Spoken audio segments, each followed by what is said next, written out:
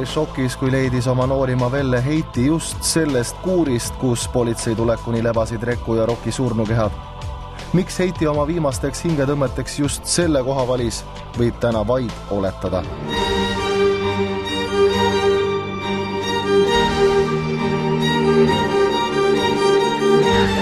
Heiti oli kõigest 30-aastane tavaline Eesti maamees. Eelmisel päeval, kui kogu pere kokku sai ja sauna tehti, tundus kõik veel täiesti korras olevat. Mitte miski ei viidanud sellele, et järgmine päev tuleb kurvematest kurvim. Venda õhtul koju ei tulnud ja siis järgmine lõunaõde leidis ta. Päev aeg ta leidsime ja siiamaani ei usu. Heiti oli hästi sõbralik, abivalmis. Talle meeldisid loomad, lapsed. Õrna hingega mees. Jah, meeletult. Selle aasta veebruaris veristas jahimees Mirek Matikainen Heiti Merilo silme all tema koera Reku. Märganud talu lähedal põllul peetavat koerajahti püüdis Heiti seda igati takistada. Vanema venna Toomase koer Roki oli juba küüni juures tapetud. Heiti koer Reku lidus kabuhirmus kodu poole, aga mootorsaan oli kiirem ja sai oma ohvri kergelt kätte. Heiti hüüded vaprad jahimeest ei peatanud ja Mirek lasi lendu saatuslikud kuulid. Truu majavalvur suri peremehe käte vahel. Mina olin selle nagu sokis või mina ei tea, mina oskan niimoodi ütelda. See ei tulnud nagu midagi, nagu rääkisin, aga ei mäletagi nagu. Lihtsalt ma olin koera juures põlli maas ja ei oska mul midagi ütelda.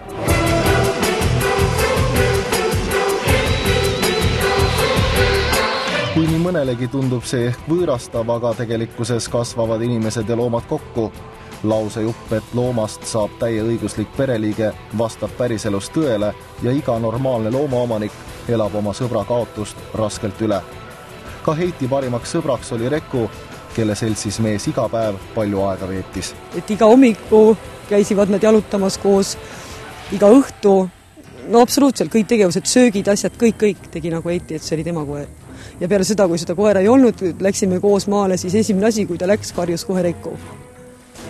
Oli juba surnud. Jah, mis see Rekut ei ole, siis läks jalutama, mingi tund aega oli kadunud, siis tuli uuesti koju tagasi. Õe sõnul elas Heiti Reku surma väga raskelt üle. Teised ei leinavat aga lähedast inimest niimoodi taga kui Heiti oma koera. Vennakese käitumine muutunud märgatavalt. Heiti elas üle seda koera tapmist väga raskelt, ta lootis, et tuleb õiglane otsus, see koera ei talle kui sõber. Hakkas kuulama isamaalisi laule. Jah, Eesti kuld ja Eesti muld ja Eesti süda oli tal viimane kuu aega kogu aeg. Ei jõua iiale eldama, kui stäidad südame. Sinu põue tahan heitama kord viimse unele. Viimaseks piisaks Heiti kannatustele karikas sai Viru ringkonnaprokuratuuri otsus, mis lõpetas kriminaaluurimise ja sisuliselt jahimees Mirek Matikainen pääses puhta nahaga. Heiti oli vihast ja ülekohtust lõhkemas. Jah, kui see kohtuotsus nüüd tuli kuu aega tagasi, siis jooksis juhe kokku täiesti ja hästi kinniseks muutus, hästi kinniseks. Mingi aeg ta rääkis, et läheb ja laseb lihtsalt selle koeratapja maha, aga siis sai nagu selgeks, et sellel ei ole mõtet. Viimane kuu aega siis tegeles meeletuspordiga, jooksis päevas 35 kilomeetrit, iga päev, lihtsalt iga päev. Tal oli see kohustus, isegi vihmaga, et ta elas niimoodi ennast välja.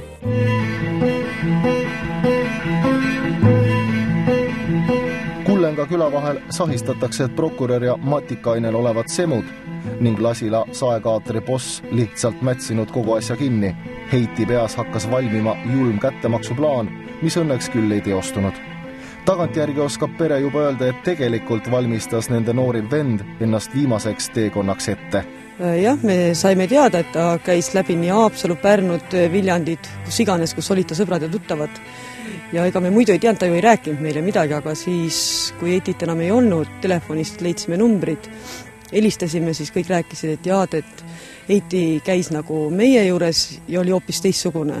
Käisime ka koos õdede ja vendadega kõik koos surnuaial, tegime seal kõik korda, kuhu on maetud ema ja vanaema. Kui olime surnuajal, käisime korda tegemas, käisime, ostsime Heitiga koos lilled, istutasime sinna ja siis Heiti seisis tükk aega ja küsib, et huvitav, vist oli kuskil 2 nädalat enne seda võitit.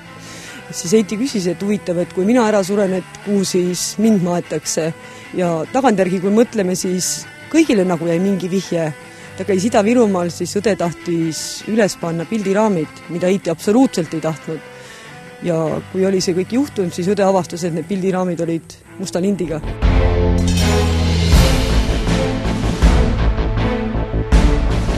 Sellega kurvad sündmused Kullenga külas ei lõppenud.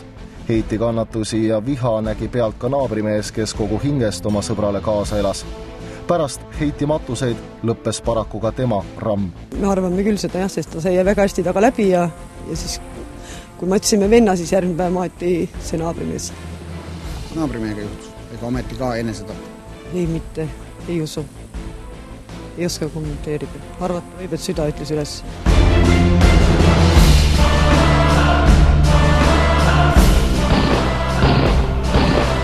Mida arvab aga spetsialist, mis viib ühe täiesti normaalse, karske ja noore mehe nii äärmusliku teoni?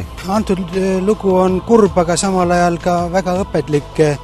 Inimene on ühiskondlik olevus ja temal on palju neid tegureid, mis teda mõjutavad ja tema hingeelu mõjutavad. Üks tähtsamaid on lähisuhe.